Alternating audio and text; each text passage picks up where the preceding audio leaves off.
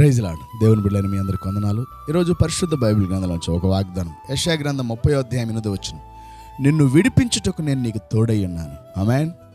మన పితరులైన ఇశ్రాయేలీయులు ఐగుప్తు దేశంలో ఉండగా వారిని విడిపించటానికి ఆయన పరలోకాన్ని నుంచి దిగి వచ్చాడు. ఆమేన్.